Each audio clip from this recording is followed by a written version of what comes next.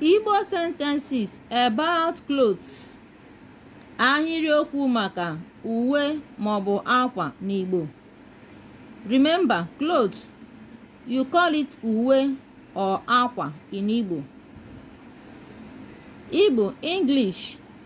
Number 1 sentence says, Ana m ego uwe ọhụrụ kwa otu izu ụka. Ana m ego uwe ọhụrụ kwa otu izu ụka. Meaning, I buy new clothes every week. Ndị a bụ akwa ọhụrụ m. Ndị a bụ akwa ọhụrụ m. Meaning, these are my new clothes.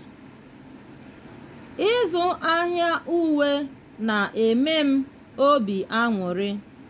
Ịzụ ahịa uwe na-eme m obi aṅụrị. Meaning, shopping for clothes gladdens my heart. Azụtara m uwe elu abụọ. Azụtara m uwe elu abụọ.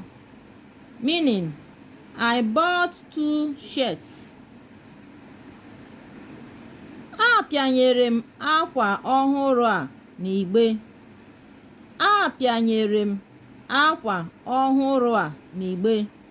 Meaning, I folded these new clothes in the box.